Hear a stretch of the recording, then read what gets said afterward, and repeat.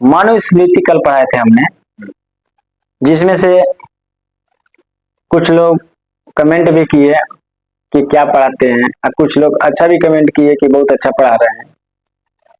उन दोनों के लिए धन्यवाद, इसलिए कि दोनों आदमी हमारे वीडियो देखे हैं। Thank you.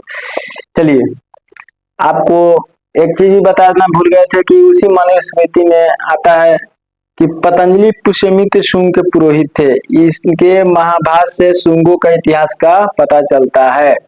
पुष्यमित्र शुंग जो थे ना, वो पतंजलि के पुष्यमित्र शुंग के पुरोहित थे पतंजलि। बताइए, पतंजलि के नाम आज भी जिंदा है, समझे?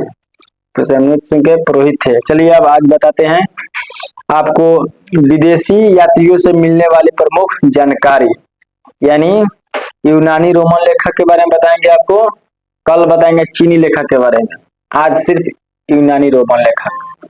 तो प्लीज अगर आप हमारे चैनल पर अभी विजिट कर रहे हैं तो सबसे पहले हमारे चैनल को सब्सक्राइब कीजिए, बेल आइकन घंटी दबाइए और शेयर कीजिए। चलिए आज आपको पढ़ाते हैं यूनानी रोमन लेखक के बारे में जानकारी हम आपको देते हैं, ठीक है? तो बने रहिए, पूरा वीडियो को वॉच कीजिए, तब जाकर कुछ ज्ञान आएगा, नहीं तो बस अभिनय स्क्रिप्ट करके हटा दीजिए, ठीक है? देखिए, सबसे पहले टेसियस आता है, वो ईरान का राजवंश था, ठीक है? वो समझिए भारत के संबंध में, यानी इसका कहानी आश्चर्यजनक यानी कहानी वर्णित की, वो भी अविस्मरणीय कर दिया, इसको कोई कलेक्ट नहीं किया, ठीक है? तो इसका समझिए कोई नाम निशान नहीं है टेसियस का, समझे ना? सिर्फ पूछता है, सवाल पूछता है इसका भी, टेसियस कहाँ का था? तो याद रखिएगा, टेसियस कहाँ का था? ईरान का था, बस। और दूसरा में आता है हेरोडेटस याद रखिएगा, हेरोडेटस एक ऐसा शख्स है जो इतिहास का पिता माना जाता है।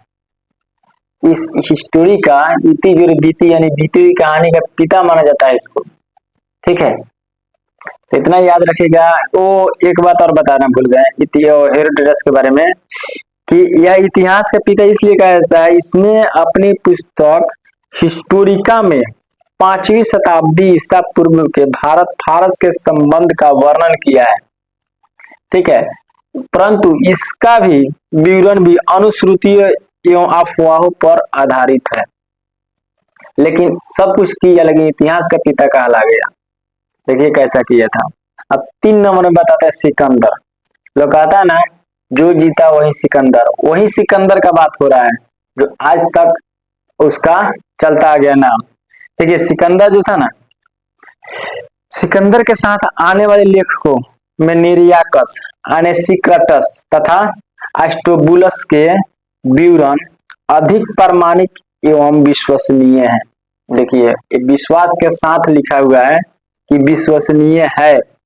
उसके बाद आइए मेगास्थनीज कौन था? वह सेल्यूकस निकेटर का राजदूत था। राजदूत समझते हैं? नहीं समझते हैं? उसका चेयरमैन, ठीक है? चेयरमैन को राजदूत कहते थे। तो देखिए, जो चंद्रगुप्त मौर्य के दरबार में आया था, इसने अपनी पुस्तक इंडिका में वर्णित किया है, ठीक है? और इंडिका में क्या लिखा है? जब देखिए चंद्रगुप्त मौर्य के दरबार में आया था, तो चंद्रगुप्त मौर्य के बारे में ना कुछ लिखेगा। तो इतना याद रखिएगा, कभी परीक्षा में आपको पूछा जाएगा कि मेगास्थनीज कौन था, तो सेल्यूकस निकेटर का राजदूत था।